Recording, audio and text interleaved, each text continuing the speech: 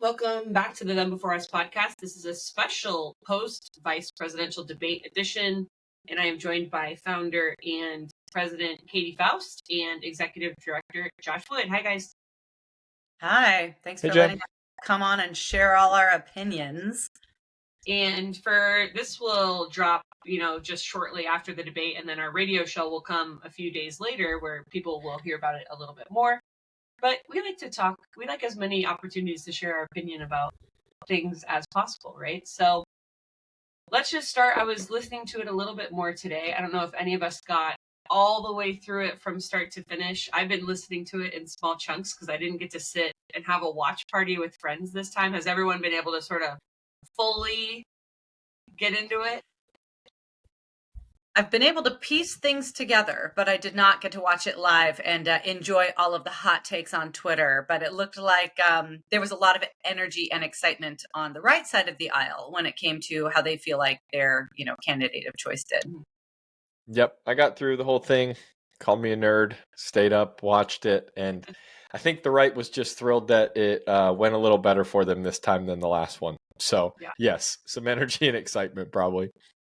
Even people on the right pretty much, I think, admitted that Kamala Harris did better presentation-wise in the last one. I think both sides were glad their candidate didn't do worse in the presidential debate. We were like, it could have gone really bad, but it was not as bad as it could have gone. But this, I've seen a lot of commentary that said it was kind of like watching two adults talking. And granted, I lean heavily to the right, and so I'm always kind of looking through that lens. I'm like, I'm generally going to like the guy I support better. I'm going to like what he says better. But even trying to be charitable, I have a hard time thinking any policy presented by the left, by Walz, is right. It feels like they're actually operating in a completely different world from us. The answers he was giving versus the answers Vance was giving. What do you guys think about that? Okay, Katy, would love to hear your opinion. Oh my gosh. It's so first of all, I think the tone was great. I feel like it was a real debate. I feel like we really got some substance. I really appreciated the tone of Vance. So obviously there was a lot of buildup going into this where you could see people anticipating that Vance was going to be very good at this. Because he's done a bazillion pretty hostile interviews since he's joined the ticket, but also because boy went to Yale, kind of does this, on the reg. So he was much more wired for it, geared up for it. And you could hear, there were sort of whispers coming out of the Harris camp saying, well, Wallace doesn't do this and he's just a teacher and all of that. Like you could hear them trying to set the expectations lower for him. So I actually think that Walz did pretty good in terms of what was expected of him, especially given that I think he was going up against somebody who's probably just naturally talented at this and has a lot more practice than he does. So I appreciated the tone and the exchange. But what I loved about Vance, obviously, I appreciate a man who has got his facts straight. I appreciate somebody that can cram so much content into one answer, who can take a hostile question, which he was definitely, if you look at sort of the kind of questions that each of them were pitched, he definitely got the ones that were seeking to destroy, whereas Walz, as often goes, got a lot of softballs. Not all of them, but a lot of them. And what I loved about Vance is not only was his content great, but I feel like his presentation was beautiful. And that is a aim for me when I get into challenging situations, whether it's online or in a real life relationship where I feel like I have to confront, or I feel like I need to stand my ground or argue. I have found that it's not enough to just make my point, and it's not enough to be right. I really want to be the most beautiful person in the room. I want to be the most beautiful person in the conversation. I want if they look at me and look at what I'm saying, to say, not only is she right, but it's palatable. Like it's easy for me to digest what she's saying because she's not adding a lot of other stumbling blocks to me receiving this message. And I feel like Vance did that just in terms of his presentation. I have some qualms with some of the things that he said, and I even have some qualms with some of the policies that they're advancing. But I feel like his presentation, there was both competency and affability. Like he was easy to relate to. Yeah, I'd agree. I think I'd agree with all that. Katie, we were talking yesterday and you made a good point that Walz probably did himself no favors by the lack of media attention, lack of interviews, and how it's become a little bit of like the Trump Vance motto: "We'll go anywhere." And I don't mean that from the debates, like, oh, you wouldn't debate on this network. I mean, they'll go speak to whoever. I mean, Trump did. I think the Association of Black Journalists. Vance goes on every news show he can get on 70, 80 times.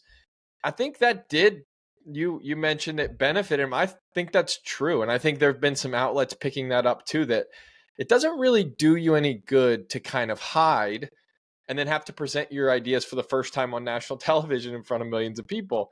Getting to test out what you're thinking and how this plays with people and get real feedback from real voters, that tends to strengthen your ideas. I think we think that, when we go out and talk to people across the country, having people ask us really difficult questions about, I was at coffee this morning with someone and they said, well, but should we celebrate a mom when she decides to put her child up for adoption instead of aborting the child? He's like, what's best? And I was like, man, like, is that something worth celebrating? Should we be calling them to raise the child themselves because we believe in the power of a biological mother? And that made me really wrestle through and think, gosh, these are real life people. Policies have real life implications, and having to face that changes the way you talk and discuss things. And I think Vance has benefited from having to actually meet people, go on difficult outlets, and present his thoughts, opinions, ideas, and policies.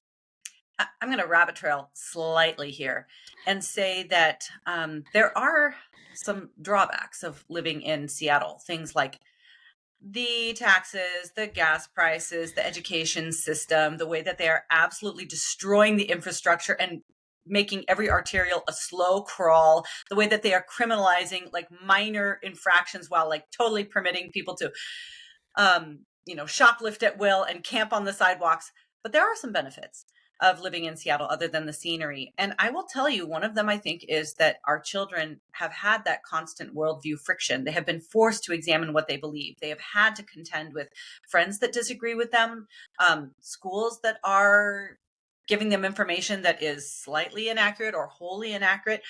And it does, in essence, build up their worldview muscles. So, that's something that we talk a little bit about in our second book, Raising Conservative Kids in a Woke City. Like, you actually can use a lot of those challenges, a lot of that worldview friction to hone and to make your arguments better, to know your case more thoroughly, and even to help you understand how to present it in ways that don't unnecessarily trigger, but also don't lead to compromise. So I think that we kind of saw that with Vance. Like, he's like, yeah, I know how to do this. I mean, I've talked to so many different people about all the different ideas. I've answered all the hard questions. I know how to give a direct answer, but then also pull you in and tell you what I want to say anyway. And actually, I think those are pretty good skills for all of us if we are contending for a specific worldview. And I would argue specifically a worldview that defends kids. That's good. Something you said, Katy, earlier reminded me too, where while I don't think anything Walz presented was correct, I would say generally Democratic policies I don't agree with. That doesn't mean I agree with everything that the GOP is presenting. And we can touch on the abortion and IVF question in a minute. But I'd love to start. I think Vance did a really good job of framing every topic. He always put it back on Kamala Harris. He was very kind, like you said about tone, to Walz. He even said one of his good moments was, hey, I really feel for you. This is a really difficult job. You have to pretend Donald Trump did a bad job, and you have to pretend Kamala Harris has done anything right. And he's kind of like saying, it's not even your problem. You didn't do anything wrong, which is a really gregarious sort of interaction. They had a really positive interaction that way, but he always brought it back to Kamala Harris. And then he did a good job of flipping any issue, any question he was asked. He made it about family. He made it about topics that were important to Americans, like the economy and immigration. But the immigration question is a really good example of that. I'd love to hear both of your thoughts. He was asked something along the lines of, how are you going to do mass deportation? Does that mean they automatically go to, you're going to take parents away from their kids? We go to, let's get rid of the murderers and the sex offenders first, at least in the first wave, right? But that's the question presented to him.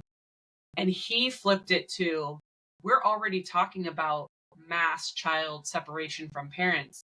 And he cites the stat we had heard recently. I think it was the Department of Homeland Security or someone who said over 300,000 kids have gone missing. So they could be somewhere safe. Probably not. And he said, we're already seeing child separation mass scale under Kamala Harris. I thought it was such an incredible answer, both because it was targeted, true, and because they did what we try to do, which is flip the script. Like there is all of this there's sort of this given, like, oh, well, the Democrats, in their policy, it's more compassionate for immigrants. I mean, and we will be like, well, it's bad on America, but they seem to own the lane of we're the compassionate ones because of our border policy. But what we have discovered, we talk about this in detail. Well, I shouldn't say we. Laura Reese at the Heritage Foundation wrote 3,000 words on this in Pro-Child Politics, our book that just came out last week, that absolutely will make it clear that there is no compassion. There's nothing compassionate about the border policies. And if you want to stop family separation, you have got to oppose everything that the Biden-Harris administration has implemented, or rather revoked, because they have undone policies that were safe for kids, safe for all the migrants, but especially migrant kids. We are seeing rampant separation of children from their parents through the unaccompanied minor provisions and policies that Biden and Harris have put in place. And yes, we know for sure that at least 30,000 kids, maybe up to 300,000, that we've lost track of them. We have seen now reports, very obvious reports of instances of trafficking. There's been some great sort of undercover or like on the ground reporting on that to make it very, very clear that these children are not going to vetted, screened relatives or guardians. They are just being shuffled into the underground seedy belly of trafficking in this country. And it is directly connected to immigration policy. Why? Because they don't want the quote unquote kids in cages look that actually was a safer place for kids to then be able to be monitored, to be able to figure out where are they coming from? Are they related to the people that they are going to be going to? Can we vet the people they're going? Like Harris and Biden would prefer to have children trafficked than bad pictures of kids that are, in quote unquote cages, which by the way started under Obama. So it's like they would rather have good press and children sexually trafficked and abused. So Vance was 100% right about that. 100% right. That it is their policies, the Democrat open border policies, that are cruel, abusive, because they have in effect handed the border over to cartels. So the route to America is going to be filled with horrifying abuses. And once they get here, their prospects may not be any better.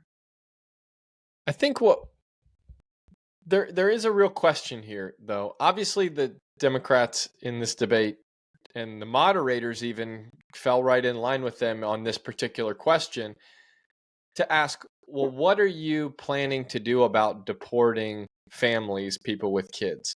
The question wasn't asked to Walz, how have you let families in who are going to have kids, which are going to create separations when we enforce the law? That question wasn't asked to Walz. It was, if you enforce the law from the previous administration that didn't, you're going to have family separations. And now somehow that's their fault that there's family separations. But that doesn't erase the issue that there's 11, 15, 18 million people. That's a lot of family separations. And we do as a country have to deal with that. The hard part is it's almost impossible to deal with the people that have come here, that have many of them begun to work and to contribute to society, etc. It's hard to deal with that when the problem is not currently fixed. We are not adjudicating asylum claims. We are not stopping the inflow of people from the border currently. We are not committed to enforcing the law from here forward. And so what you have is, and what I think has to be addressed first, is you have a chaotic environment. And this chaos leads to no enforcement, an increase in people crossing, and more families being created here that create more and more of an issue of separation, because that pulls at all of our heartstrings, right? Are we really going to separate people from their kids? American citizens, people who are born here, who have been granted citizenship by being born here. Are we going to separate them? I think that is an issue we have to deal with, but recognizing that that issue doesn't go away. And one party fomenting more chaos and kicking this down the road will only mean 20 or 25 million the next time this comes around. And there'll be more separations, which makes it more of an untenable situation, which leads to less incentive to solve it. Again, I think this is complicated, but Vance was right. Don't point to kids. Don't make kids your scapegoat, because if kids were really your primary concern, you wouldn't have let more people in to create more separations, and you'd be immediately concerned with the kids that are lost right now through your inverse policies that you're endorsing by allowing kids to come by themselves so they don't get sent back. I think that what Josh just said is exactly right. And it's sort of emblematic of how we are dealing with most problems in this country, which is we will refuse to do the hard thing right now. And as a result, we will force our children to do much harder things in the future. Absolutely. And that is sort of the theme that you see in pro-child politics.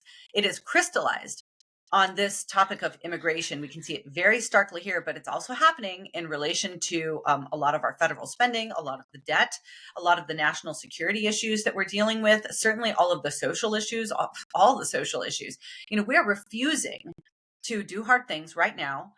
And as a result, we're kicking the can down the road, and that can is going to just add weight and girth and heft that our kids are then going to have to figure out how to deal with. So it's an injustice, what's happening both to the children who are coming across the border now and to American citizen kids today who are seeing their resources be directed away from, first responders towards sort of these sanctuary city policies, even, there was even a tweet that I saw recently that they have spent hundreds of millions of dollars building an immigration center, and now they don't have enough money. And that was, sort of emergency relief, FEMA related funds. And now they're like, we don't have enough money to help the families and the children, obviously, who are being affected in North Carolina from Hurricane Helene.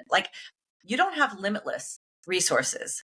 What are you going to do with it? And it seems like progressives have decided this is good for our image, or maybe this is good in terms of cultivating future voting blocks.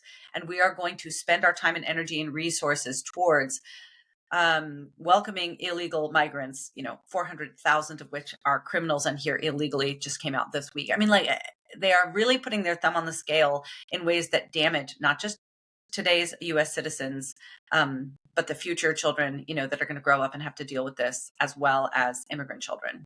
Well, I think it would be nice, though, if we had some conservatives who would paint a positive picture of immigrants as well. We are getting into a world where you almost have to talk about how against immigration you are.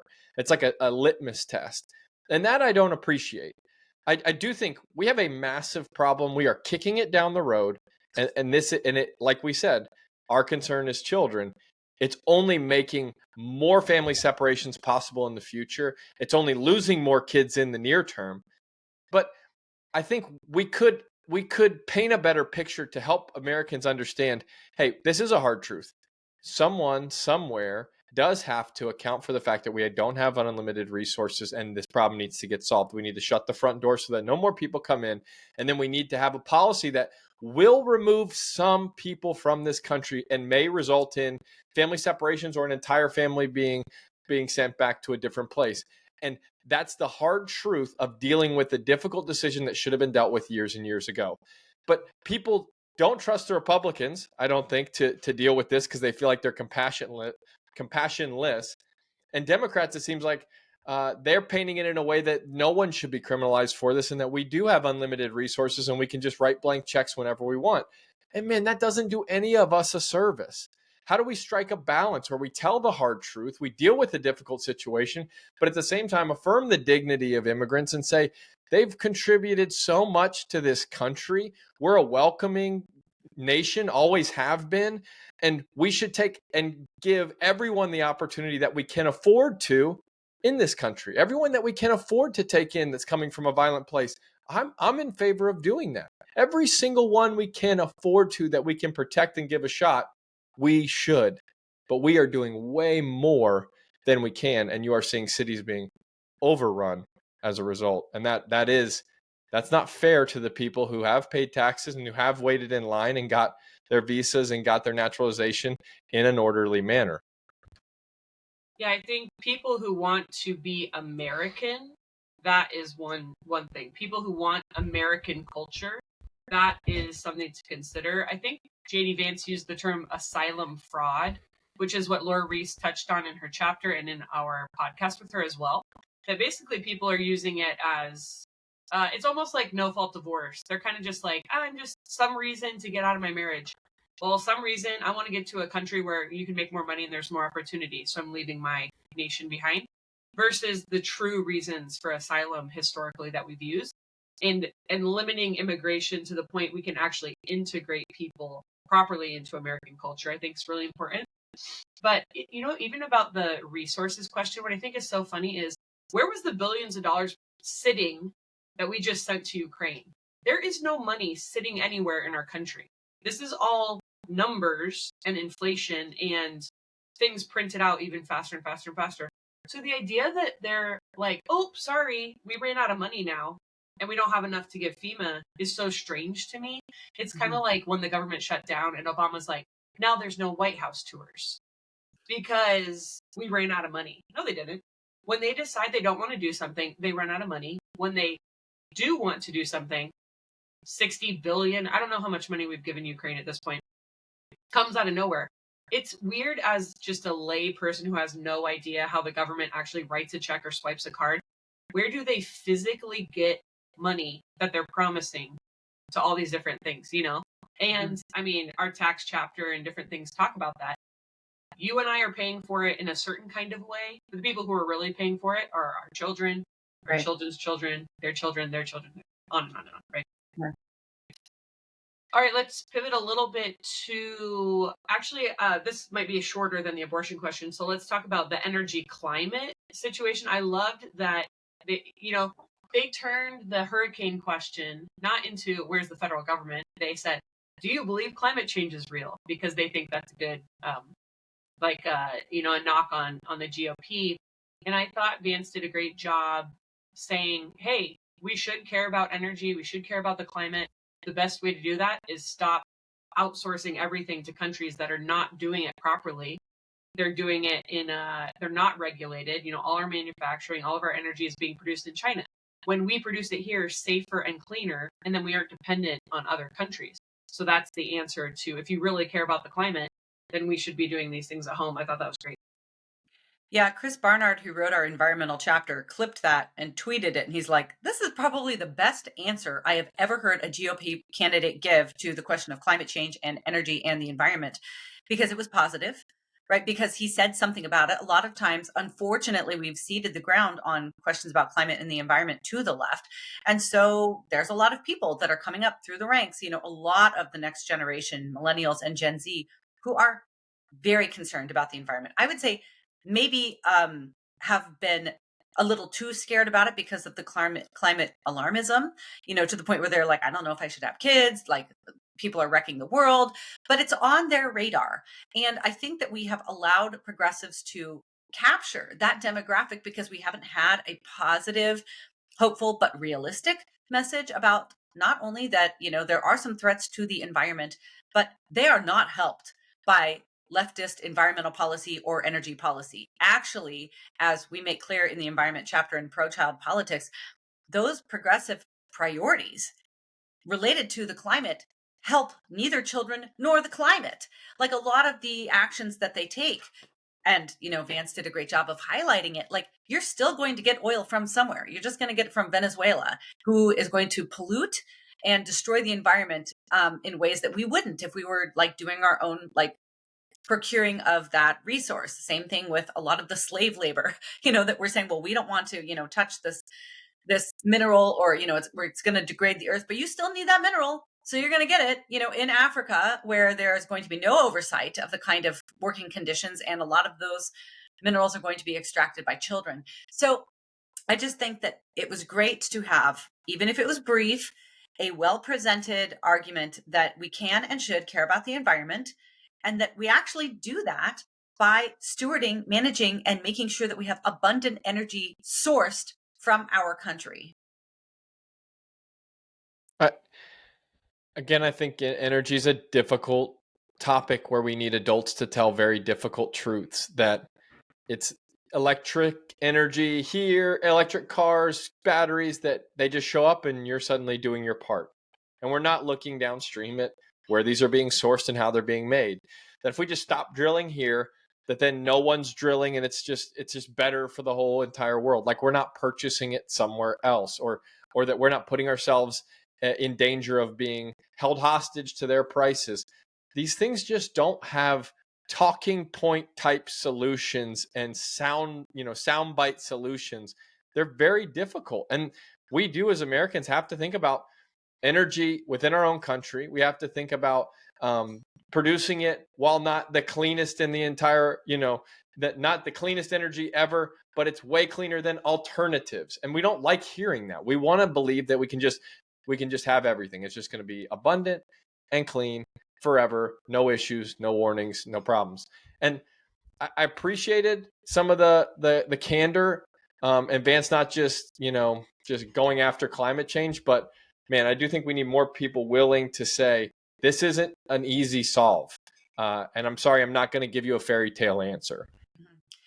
I do think that Neil Chatterjee, who wrote our energy chapter in Pro-Child Politics, does a very good job of being honest about, there's some costs. Yeah, there's some trade-offs, but his perspective is we do need a variety of energy sources. We need to stop saying, well, automatically we're never going to do that. Well, we're not going to do fossil fuels. Well, nuclear is bad. Like if you really are going to have the kind of energy that is the best for the environment, given all of the different factors, but also best for kids, then you really do need to have that conversation and open things up to say, we need to be able to consider a variety of energy sources. That is going to actually look different depending on where you live. There might be some energy sources that make more sense, in California than they do in Washington, than they do in Arizona, than they do in Maine. So I think that it was really helpful, a really well-balanced chapter. And I personally understood the energy issue a lot better after reading it. Yeah, I'll just say, we're plugging the book, of course, Pro-Child Politics, but having read a number of these chapters, we're going through them as staff together and having discussions. It makes it a lot more fun and it's kind of like when you care more about the team and you know more of the ins and outs of the football team or whatever, you're watching it with that little different lens. I feel like having some of these chapters under my belt to feel a little more knowledgeable about the topics makes watching these debates more interesting, or I can kind of pick out a little more, oh, that's not true, that's not accurate, or that's a good way to put that, or yeah, I see that he brought children into it. So it is neat. People go by the book, read the chapters, and then evaluate some of these topics through that lens. It probably really benefit you. That is one thing that I really hope for with Pro-Child Politics is I think all of us have sort of a natural bent. We'll be like, well, I'm really interested in, economic policy because I can't afford gas and I'm going to debt to buy my groceries. I think obviously the people that follow this podcast are going to be very dialed into, you might buy the book just because Abby Johnson wrote the life chapter. You might be a huge fan of Peachy Keenan and she wrote our femininity chapter. So you're probably familiar with a lot of the social issues, which is awesome. Obviously I am too. But we actually should be well-rounded when it comes to all the different political issues. We need to think clearly. We need to engage well. We need to follow people that are going to be able to put their finger on exactly what's wrong and then give us some good direction on how to think about it, vote about it, even, causes or organizations to follow and contribute to. It is sort of an all hands on deck situation right now in America because we are seeing, I would say, crises in a variety of different areas. And it will only be when ordinary people open their eyes, get well informed and engaged, and start to engage that we're really going to be able to turn the ship around. I will pivot to the abortion and life questions for our last little section here.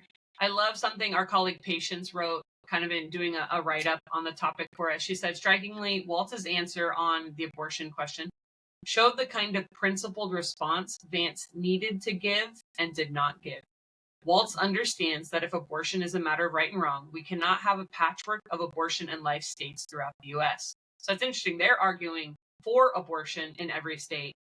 And then on the flip side, instead of arguing for life in every state, we're kind of getting a squishy, whatever works for you. And we want people, Vance, I think, was trying to move toward the middle a little bit, saying, we haven't done enough to support women or people, and we want people to trust us again and be better on these other topics. So abortion is not necessary.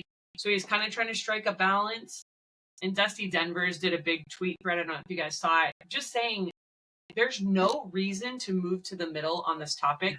All you're doing is alienating people on the right who are diehard pro-life people. You're not moving the needle with people on the left that were already pro-abortion. Yeah. I'll just say that the inconsistency is the killer here. I think that you can talk about pragmatics and say we have to approach what we can get done differently than what is clearly wrong and clearly evil. And I wish they would have gone that route, because I can understand the pivot to pragmatism in the middle from Vance saying, I'm never going to get a federal abortion bill passed.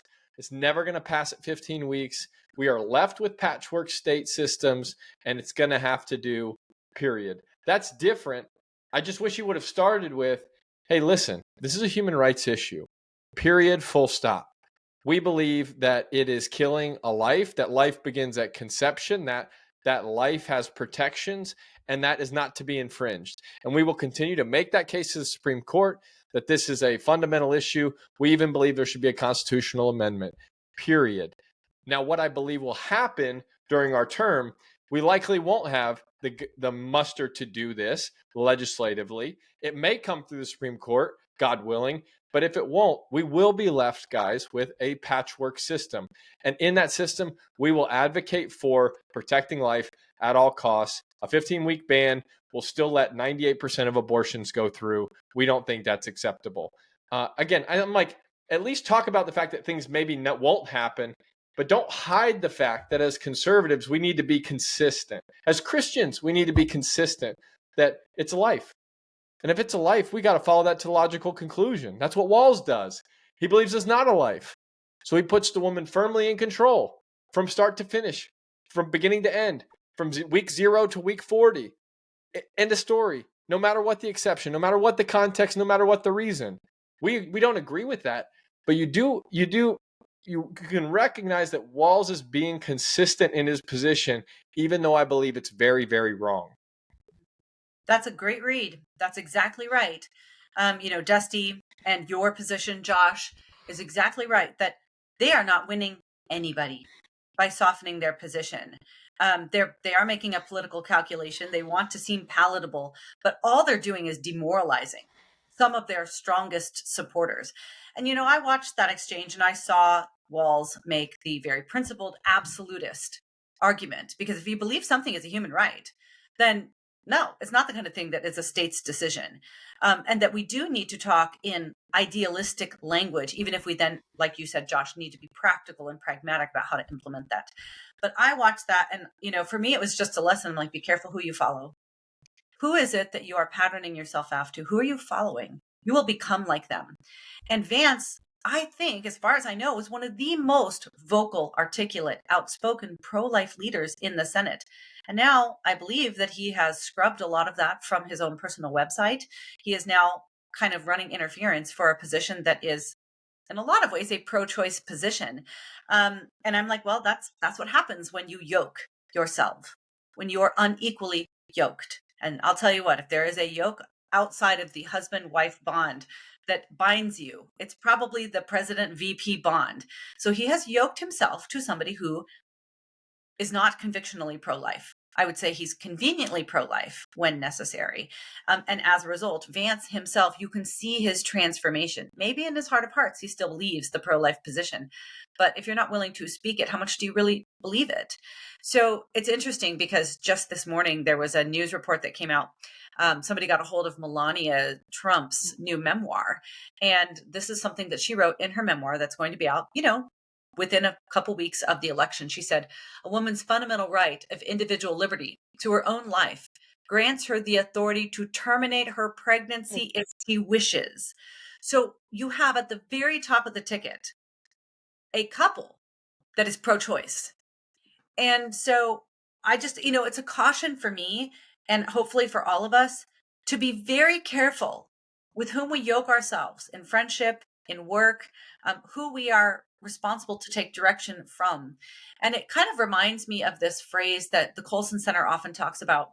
I think a lot of us are going to find ourselves in challenging employment situations, especially where we're going to have to figure out, what am I willing to go along with it with? What am I willing to bend about to keep my job or to advance my career? And sometimes you need to make really difficult choices because, hey, I think you need to feed your family. I think that you need to provide for those in your care. I actually think that's a biblical mandate. And so I do think that there's some creativity that probably needs to go along with, I think about it with my kids and like their school situations. Sometimes they have to be creative about completing an assignment with their integrity intact, but not necessarily just tanking the entire paper or the entire, project or whatever. And I think that all of us need to figure that out when it comes to our employment. But the Colson Center talks about how we probably need to develop a theology of getting fired. Like, what is it that you're not willing to say? What is it that is going to go against your core beliefs to the point where you're saying, I don't know if I'm willing to keep this job? And then trust God with caring for you, even if there is especially a short-term cost and maybe a long-term cost. Maybe it would have destroyed his presidential or political aspirations. But I am not sure that he is honoring his own convictions and certainly the Lord that he says that he's following by giving very milquetoast answers like the one that he gave on the debate stage.